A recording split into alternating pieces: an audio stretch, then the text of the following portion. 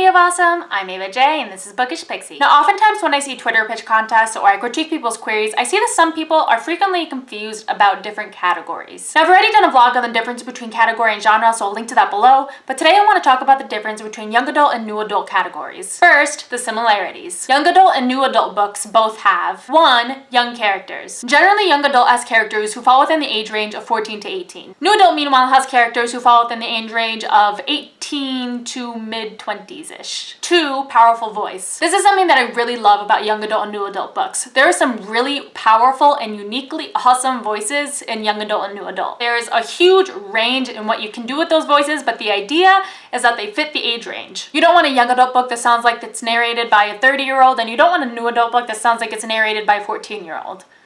Both would be weird. But either way, powerful voices are a must in young adult and new adult books. 3. Fast-paced. This is pretty self-explanatory. Generally, young adult and new adult books have a quicker pace than their adult counterparts. 4. Language. If you are a writer, you are allowed to swear in both young adult and new adult. Teenagers swear, college kids swear.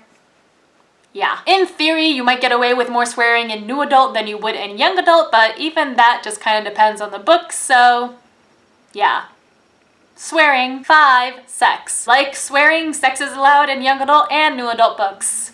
Yay! I'm going to get into the differences between young adult and new adult sex scenes later, but it's allowed. Now, young adult. In young adult books, the protagonists are still dependent. This is pretty self-explanatory too. Most teenagers can't support themselves yet, so they are dependent. And this is something that Agent Sarah LaPaula said on Twitter a while ago, and I've clung onto it because it's an excellent point. Generally, young adult protagonists are focused on the present. Most of the time, young adult protagonists aren't thinking too far ahead in the future. They're not thinking about jobs or how they're going to support themselves 10 years from now. They're thinking about how they're going to get through whatever they are going through today. Next, young adult books are geared toward a teen audience. Now, that's not to say that only teenagers read young adult, because that is so not the case, but generally the marketing is geared toward teenagers. And finally, the sex scenes. What is the difference? In young adult, the focus on sex scenes is generally on emotions. Now, that's not to say that you don't get any of the physical stuff in the young adult, because you absolutely do, but by and large, the focus is on the emotional resonance. You will frequently see in the young adult sex scene that the character is more focused on how it makes them feel and what it means and the emotional connection between the two characters rather than what is actually going on. Now, new adult. Firstly, the characters are independent.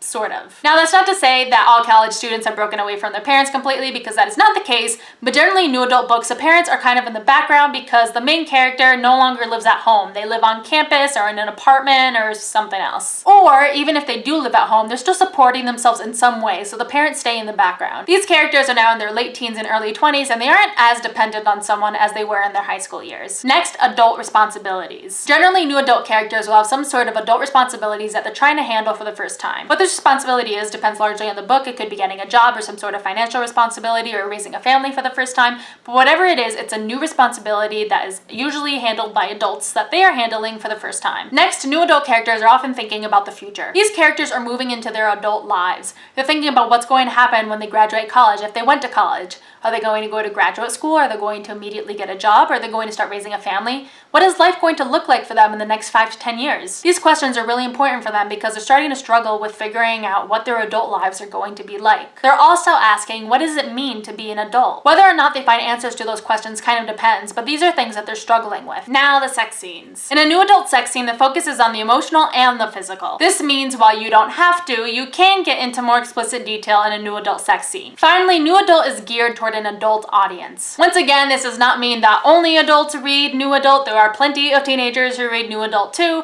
but the marketing is focused on adults. Now, people get really confused about what the role of college is in new adult books. Some people think that if there is college, then automatically it must be a new adult book. And other people think if there isn't college, it must automatically not be a new adult book. Neither assumption, however, is true. Case in point, Fangirl by Rainbow Rowell and Finding It by Cora Carmack. Fangirl takes place in college, but it is not a new adult book. Fangirl is a young adult book because the voice and the tone and the story itself is very much YA. Yes, the book takes place during the protagonist's first year of college, but if you read the book, you'll find that the voice and the tone and everything else is very much YA. Finding It, meanwhile, does not take place in college. However, just because it doesn't take place on a college campus does not mean it's not new adult. The characters are college age, and the themes and tones and everything that happens is very much new adult. So those in a nutshell are the differences between young adult and new adult. So that's all I got for today. If you liked what you saw, don't forget to subscribe and comment, and I'll see you guys next week.